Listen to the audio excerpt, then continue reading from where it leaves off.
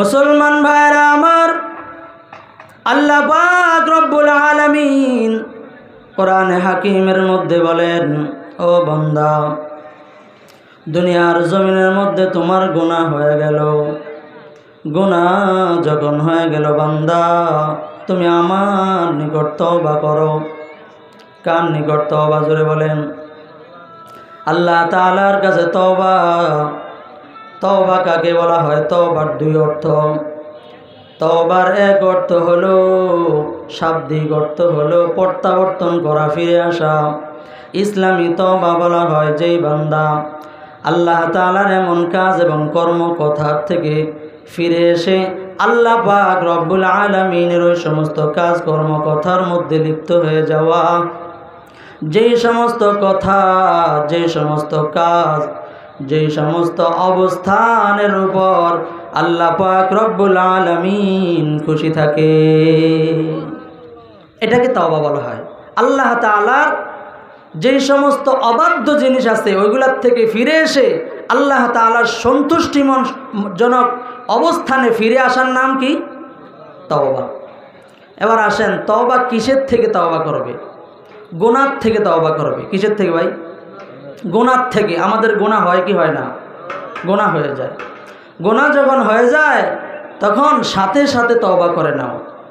এই জন্য বুজুর্গ উলামায়ে কেরাম বলেন, তোমার যেই জায়গার মধ্যে গুনাহটা হয়ে গেছে ওই জায়গার মধ্যে, ওই জমিনের মধ্যে সাথে সাথে তুমি গুনাহ করো, গুনাহর সাথে সাথে তুমি তওবা করে নাও, এবং তওবার সাথে সাথে ওই জায়গার মধ্যে একটা নেক আমল করে নাও। কারণ হলো এই জমিন কিয়ামতের ময়দানের গুনাহর সাক্ষ্য দেবে। আপনি যদি সাথে সাথে গুনাহ থেকে তওবা করে আবার একবার সুবহানাল্লাহ আলহামদুলিল্লাহ একটা নেক করেন, তো গুনাহর জায়গা এই জমিন আপনার কিয়ামতের ময়দানে গুনাহর সাক্ষী নয়, সওয়াবের সাক্ষী হয়ে যাবে। এই জন্য যেই জায়গার মধ্যে গুনাহ হয়ে যায় ওই জায়গার মধ্যে তওবা করে সাথে সাথে একটা নেক আমল করার দরকার আছে না নাই? কথা জোরে বলেন, আছে না নাই?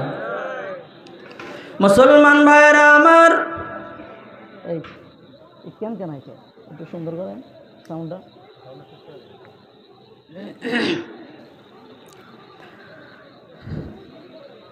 বলতেছিলাম আল্লাহ পাক রব্বুল আলামিন বলেন, বান্দা তোমরা তওবা করো। যখন নাকি গুনাহ হয়ে যায় সাথে সাথে তওবা করো। সূরা তাহরিমের মধ্যে আল্লাহ পাক রব্বুল আলামিন বলেন, ইয়া আইয়ুহাল্লাযীনা আমানু তুবু ইলাল্লাহ,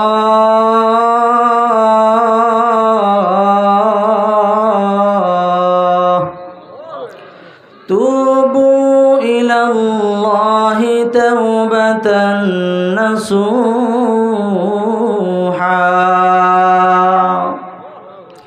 আল্লাহ পাক রব্বুল আলামিন বলেন, ও ঈমানদার বান্দা বান্দীরা, ইয়া আইয়ুহাল্লাযীনা আমানু, ও ঈমানদার বান্দা বান্দীরা, তুবু ইলাল্লাহ তাওবাতান নাসুহা।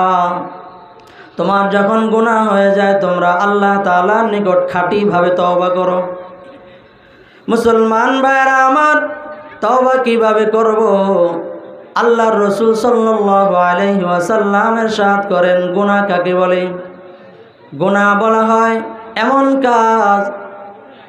আল্লাহর নবীর একজন সাহাবী আল্লাহর পয়গম্বরের কাছে এসে ডাক দিয়া বলতেছে, সালতু রাসূলুল্লাহি সাল্লাল্লাহু আলাইহি ওয়াসাল্লাম, এ আমার সাহাবীরা সাথীরা শোনো, আমি আল্লাহর পয়গম্বরের কাছে গিয়া আল্লাহর নবীকে প্রশ্ন করলাম, সালতু রাসূলুল্লাহি সাল্লাল্লাহু আলাইহি ওয়াসাল্লাম আনিল বিররি ওয়াল ইসমি, গুনাহ এবং নেক সম্পর্কে আল্লাহর পয়গম্বরের কাছে আমি প্রশ্ন করলাম।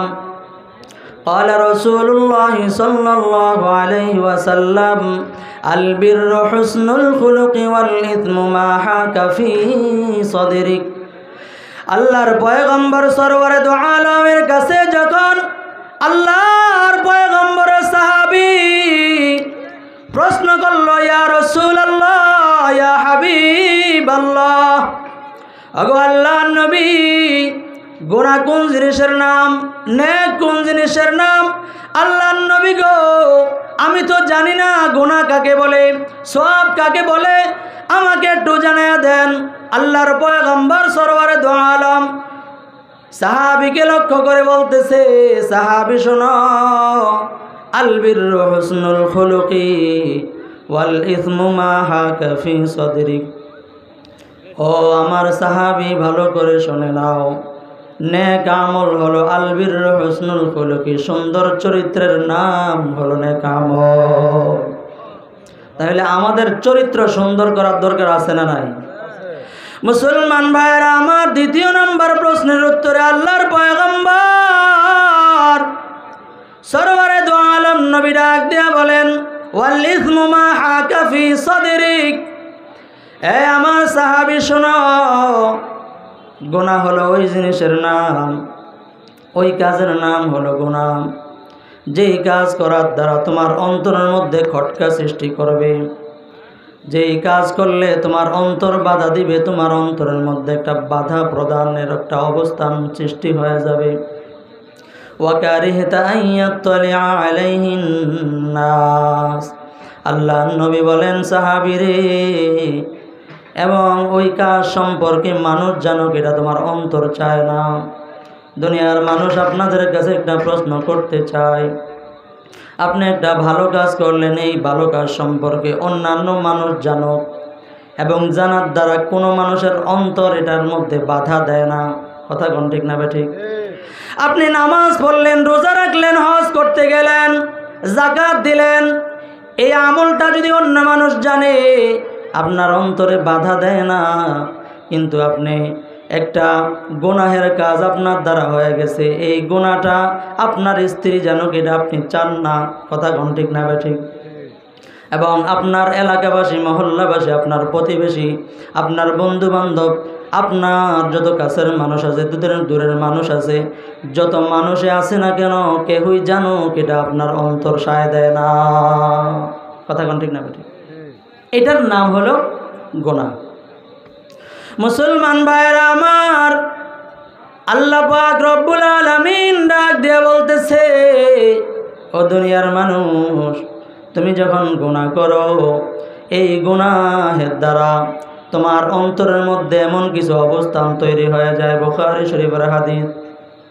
আল্লাহর নবী সরওয়ারে দো আলম বলেন, ইন্নাল মুমিনা ইযা আযনাবা, যখন নাকি কোনো মানুষ একটা গুনাহ করে ফেলে, একটা গুনাহ যখন সাদের হয়ে যায়, চাই যেই কোনো অঙ্গের গুনাহই হোক না কেন, ইযা আযনাবাল আবদু, যখন একটা গুনাহ করে, কানাত নুকতাতুন সাউদা ফি কলবিহি, তার অন্তরের মধ্যে একটা কালো দাগ পড়ে যায়। এই কালো দাগটা যখন পড়ে যায়, সুকিলা কলবুহু, ওই বান্দা যখন এই গুনার পরে আবার তওবা করে নেয়, আল্লাহর কাছে মাপ চেয়ে নেয়, সুকিলা কলবুহু, আল্লাহ পাক রব্বুল কারীম ওই বান্দার অন্তর থেকে এই দাগটা মোচন করে দেয়। যেরকম সুবহানাল্লাহ। ওয়া ইন জাদাত, আর যদি সে গুনাহ করে কিন্তু আল্লাহ তাআলার কাছে তওবা করে না, আবার গুনাহ করতেছে, আবার গুনাহ করতেছে, আবার গুনাহ করতেছে, বান্দা কোনো তওবা করে না, এমনভাবে একের পর এক গুনাহ করতেই আছে বান্দা, আল্লাহ পাক রব্বুল আলামিনের পয়গম্বর ডাক দেয়া বলতেছেন, ও দুনিয়ার মানুষ, যখন নাকি একের পর এক গুনাহ করতে থাকে, আর তার অন্তরের মধ্যে গুনাহের দাগ পড়তে পড়তে পড়তে পড়তে ফাযালিকুমুর রন, এক পর্যায়ে এমন হয়ে যায় বান্দার অন্তরটা ঝড়ে ঝংকার হয়ে যায়। দুনিয়ার মুসলমান যুবক, ও বৃদ্ধ বাবারাম, মানুষ আমরা তো এমন গুনাহ করি, একের পর এক গুনাহ করি, আবার গুনাহ হয়, আবার গুনাহ করি, চোখের গুনাহ, কানের গুনাহ, হাতের গুনাহ, অঙ্গ প্রত্যঙ্গের গুনাহ, জবানের গুনাহ, শুধু গুনাহ করতেই থাকি, করতেই থাকি। কথা কোন ঠিক না ঠিক? আল্লাহর হুকুম না মানার গুনাহ, আল্লাহর হুকুমের অবাধ্যতার গুনাহ, এমনভাবে আমাদের গুনাহ দিন দিন করতেই থাকি। কথা কোন ঠিক না বেঠিক? আল্লাহ পাক রব্বুল আলামিন সূরা মুতাফফিফিনের মধ্যে ডাক দিয়া বলতেছেন, তার অন্তরটা এমন হয়ে যায়, কাল্লা বাল রানা আলা কুলুবিহিম মা কানু ইয়াকসিবুন।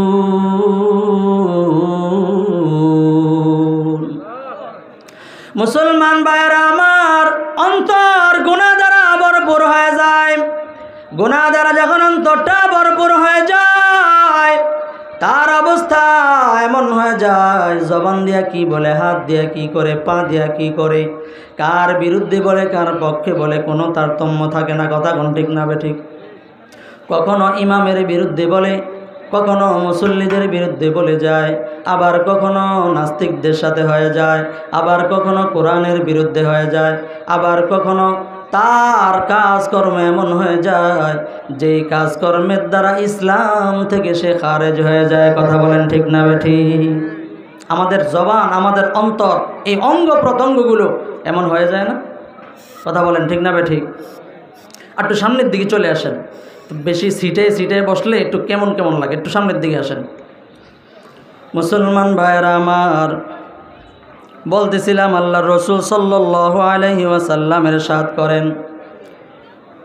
যখন নাকি অন্তরের মধ্যে একটা গুনাহ হয়ে যাবে, সাথে সাথে আমরা তওবা করে নিব। বলেন ইনশাআল্লাহ। যেই গুনাহই হোক না কেন, ছোট হোক অথবা বড় হোক, প্রকাশ্যে হোক অথবা গোপনে হোক, যেই কোনো গুনাহ হয়ে যায়, সাথে সাথে তওবা করব কার কাছে? জোরে বলেন কার কাছে? আল্লাহ তাআলার কাছে। আল্লাহ তাআলার কাছে তওবা করলে আল্লাহ তাআলা মাফ করে দেন। কথা কোন ঠিক না বেঠিক? মুসলমান ভাইরা আমার, আল্লাহর রাসূল সাল্লাল্লাহু আলাইহি ওয়াসাল্লাম হাদিসের মধ্যে ইরশাদ করে, আল মুসলিমু মান সালিমাল মুসলিমুনা মিন লিসানিহি ওয়া ইয়াদিহি। মুসলিম শরীফের মধ্যে এসেছে, আল্লাহর রাসূল বলেন, আল মুসলিমু মান সালিমাল মুসলিমুনা মিন লিসানিহি ওয়া ইয়াদিহি। মুসলমান হলো ওই ব্যক্তি, সালিমাল মুসলিমুনা মিন লিসানিহি ওয়া ইয়াদিহি, কামেল মুসলমান ওই বান্দাবান্দি যেই বান্দাবান্দির হাত এবং জবান দ্বারা অন্যান্য মুসলমান নিরাপদে থাকতে পারে। কথা কোন ঠিক না বেঠিক? আমরা কি এমন? আমরা এমন হতে পারি নাই।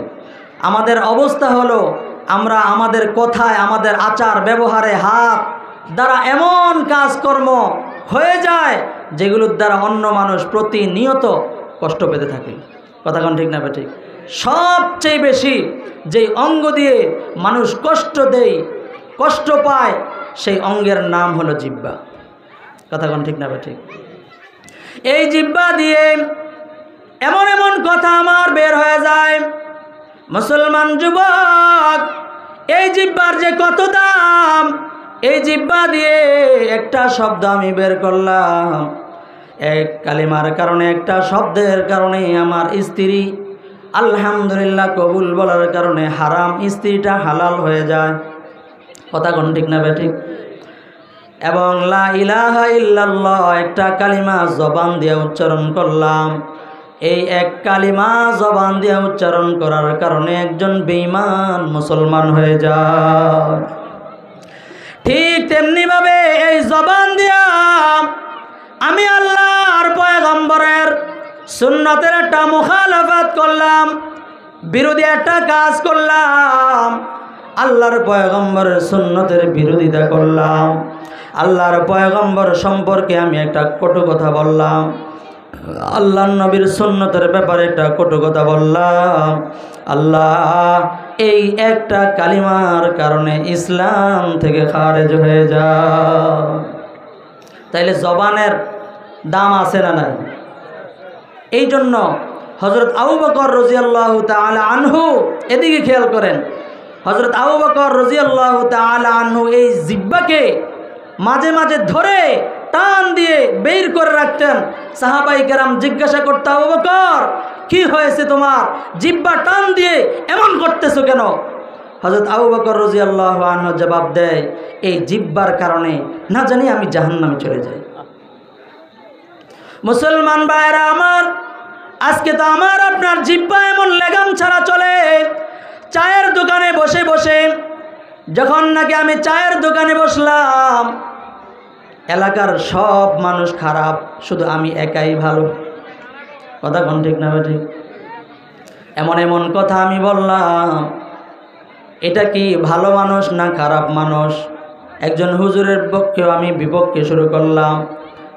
টিভি দেখতেছি আর বিপক্ষে বিরোধিতা করতেছি, এমন হয় কি হয় না? মুসলমান ভাইয়েরা আমার, এই জন্য আমি আমার জবানকে কন্ট্রোল করা লাগবে।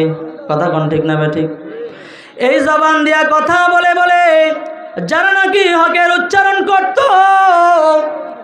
এই জবানগুলো কিছু কিছু মানুষ এই জবানের উপরে কালিমা রোপণ করে তালা আটকায় দিতে চাইছো। কথা কোন ঠিক কিনা?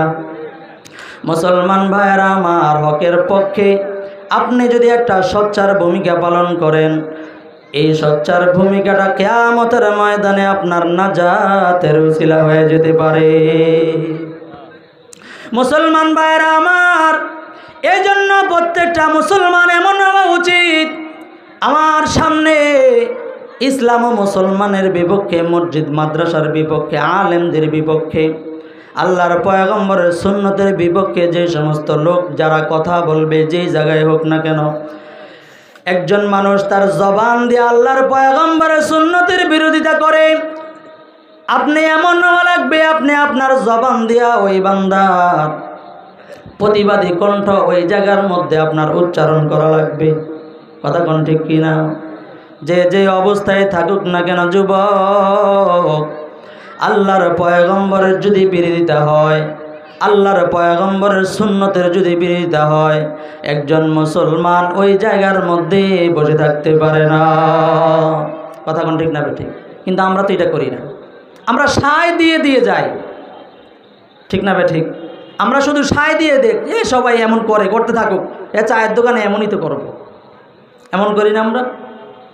আল্লাহর পয়গম্বর সরওয়ারে দু আলম ডাক দিয়া বলেন, মান রাআ মিনকুম মুনকিরান ফালিয়ুগাইয়িরহু বিয়াদিহি। ও দুনিয়ার মানুষ, তোমার সামনে যখন নাকি একটা ফাহেশা কাজ হয়ে যায়, ইসলাম ও মুসলমানের মুনকার একটা কাজ হয়ে যায়, নিষিদ্ধ একটা কাজ হয়ে যায়, প্রত্যেকটা মুসলমানের জন্য কর্তব্য হলো মান রাআ মিনকুম মুনকিরান ফালিয়ুগাইয়িরহু বিয়াদিহি। যেই ব্যক্তির সামনে নাকি একটা অনইসলামিক কাজ হয়ে যায়, আল্লাহর পয়গম্বর বলেন ওই বান্দার উপর, ওই মুসলমানের উপর, আমার ওই উম্মতের উপর আমার পক্ষ থেকে কর্তব্য, ফালিয়ুগাইয়িরহু বিয়াদিহি, ওই বান্দা হাত দিয়া তাকে বাধা প্রদান করবে। কি দিয়া? হাত দিয়া।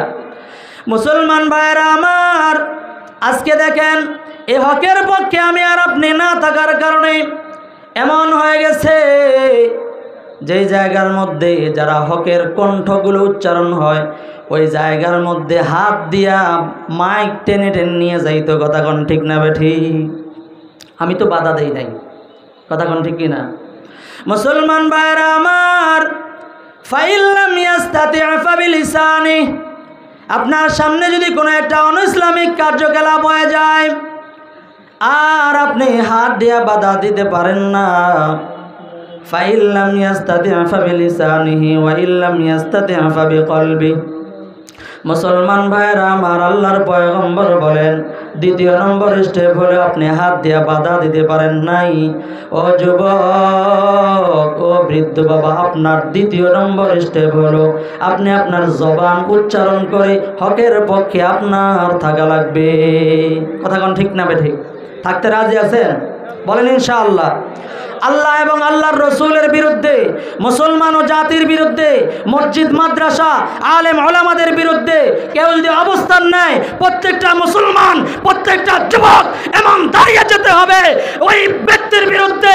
তাকে প্রতিহত করার জন্য, চাই প্রকাশ্যে হোক, চাই গোপনে হোক, একা হোক, চাই সবার সামনে হোক, প্রত্যেকটা যুবক দাঁড়িয়ে যেতে হবে, জবান উচ্চারণ করে বলতে হবে ইসলামের পক্ষে কেউ যদি কালিমা রোপণ করে তার জমিন বাংলার জমিনে তার জায়গা হতে পারে না। কথা বলেন ঠিক না ঠিক? রাজি আছেন তো ইনশাআল্লাহ? মুসলমান ভাইরা আমার, আল্লাহ পাক রব্বে কারীম সরওয়ারে দু আলমের মাধ্যমে জানিয়ে দেয়, পয়গম্বর আপনি বলেন 2 নম্বর স্টেপ, ফাইল্লাম ইয়াস্তাদি ফাবিলিসানি। দ্বিতীয় নম্বর হলো তুমি তোমার জবান দিয়ে তুমি বারণ করবা। না বান্দা, তোমার ঈমান এই পর্যায়ে যায় নাই, যেই পর্যায়ে গেলে তোমার ঈমানের পাওয়ারের কারণে তুমি তোমার হাত দিয়ে বাধা দিতে পারো, এই পর্যায়ে ঈমান যায় নাই। আল্লাহর পয়গম্বর বলেন জবান দিয়া দাও, না না আমার জবান দিয়া বলার ক্ষমতাও নাই। আল্লাহর পয়গম্বর বলেন শেষ অবস্থা হলো একেবারে ঈমানের লো কোয়ালিটির অবস্থা হলো। আল্লাহর পয়গম্বর বলেন ওয়াইল্লাম ইয়াস্তাতি ফাবিকলবিহি ওয়া যালিকা আযআফুল ঈমান। আল্লাহর পয়গম্বর সরওয়ারে দু আলম ডাক দিয়া বলে,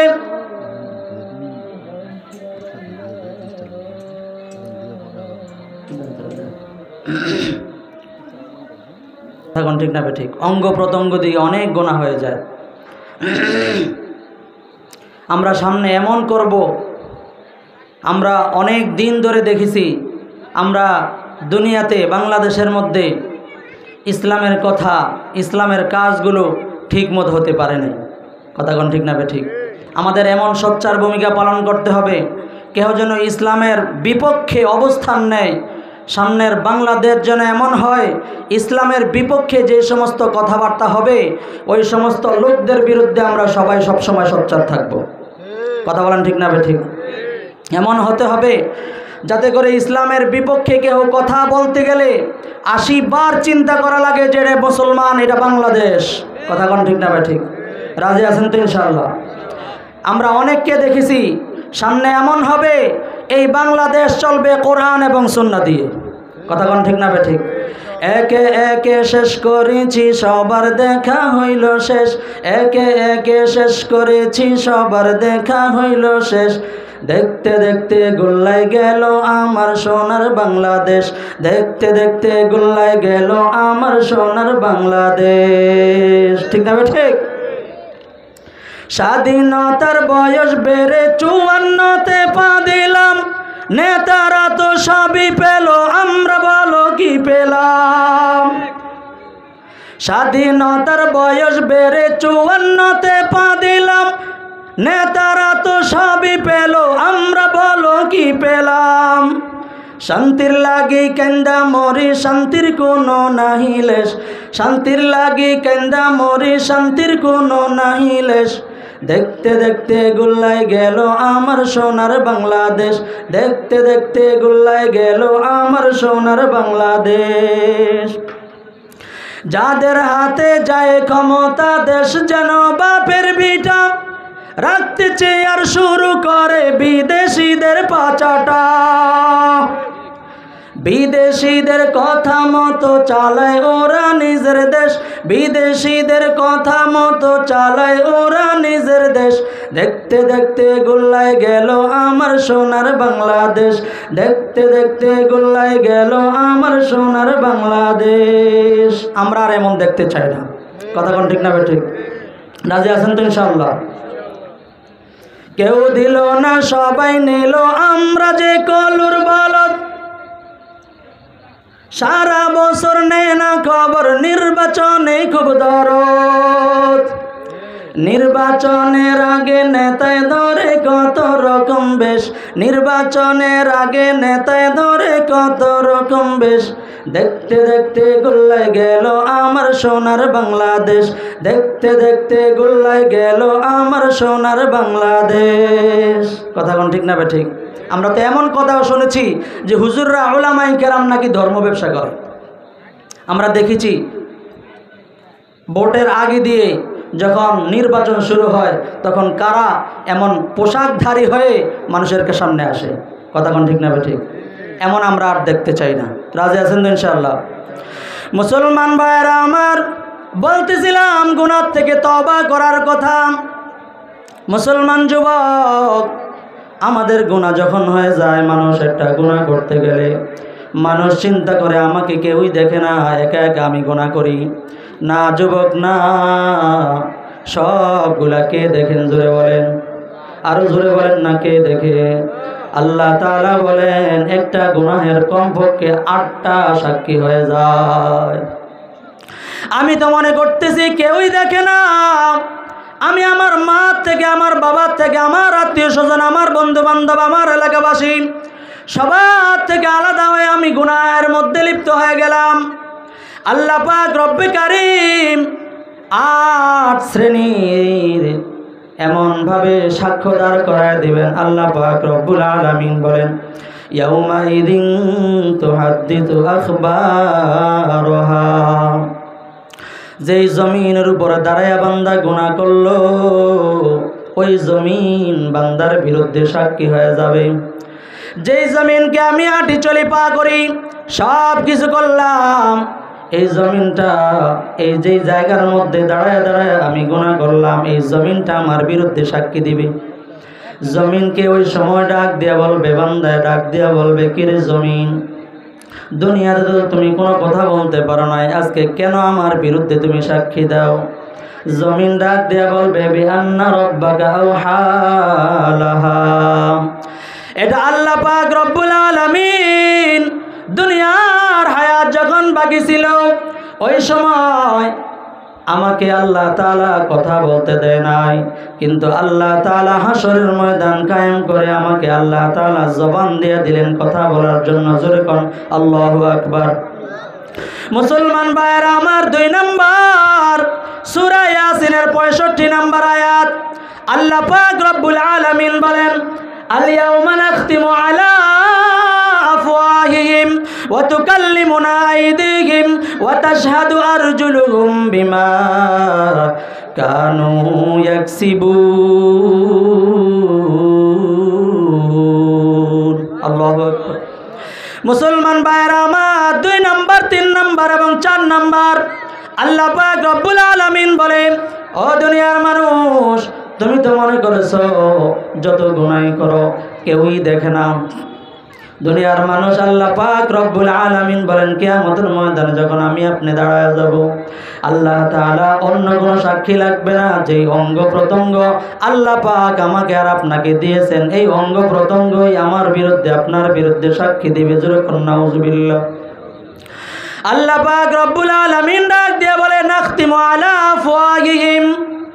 আল্লাহ তাআলার সামনে আমার আমলনামা খুলে দেওয়া হবে, আর বলা হবে, যুবক, ও বৃদ্ধ বাবা, আপনার সময় এই যে গুনাহগুলো তোমার হয়ে গিয়েছিল, ওই বান্দা ডাক দিয়া বলবে, আল্লাহ না না, আমি তো এই গুনাহ করি নাই, এটা করি নাই। আল্লাহ তাআলা ওই সময় আপনার জবান, আমার জবান বন্ধ করে দিবে, কি বলিস তুই করিস নাই। আল্লাহ পাক রব্বুল আলামিন জবানের মধ্যে মোহর এঁটে দিবে, নাখতিমু আলা আফওয়াহিহিম ওয়া তুকাল্লিমুনা আইদিহিম।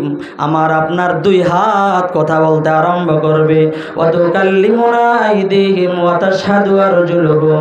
আমার পা, 2 পা যে আছে, এই 2 পা দিয়া গিয়া গুনাহ করেছিলাম, এই 2 পা গুনাহের সাক্ষ্য দিয়া দিবে, অন্য সাক্ষী লাগবে না।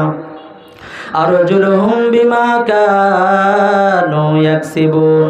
4 নম্বর আল্লাহ তাআলা 24 নম্বর পারার 18 নম্বর পৃষ্ঠার শেষ আয়াতের মধ্যে আল্লাহ তাআলা বলেন, ইয়াউমা তাশহাদু আলাইহিম আলসিনাতুহুম ওয়া আইদিহিম ওয়া আরজুলুহুম বিমা কানু ইয়াকসিবুন।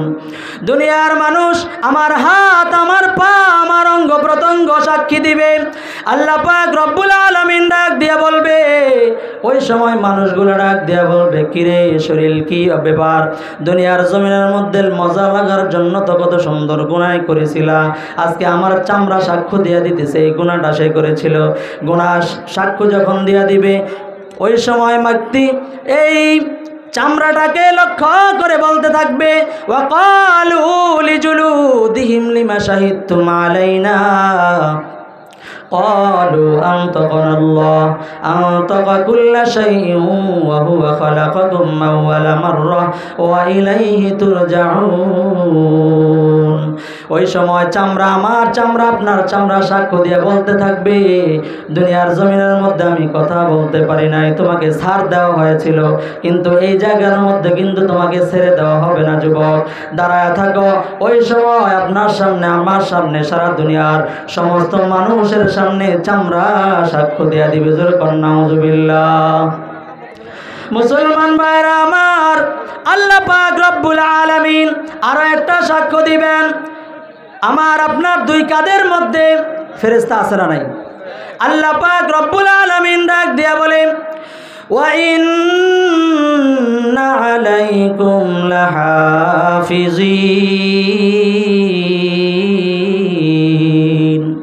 কিরামান কাতিবিন ইয়ালামুনা মা তাফআলুন। সম্মানিত দুই লেখক, এই দুই লেখক আপনার যা কিছু আছে সব কিছু লিখতেছে। আল্লাহ পাক রব্বুল আলামিন যে সমস্ত কথাগুলো বলা হলো, এবার গোছালো কথাগুলো আমাদেরকে গুছিয়ে বোঝার তৌফিক দান করেন বলেন।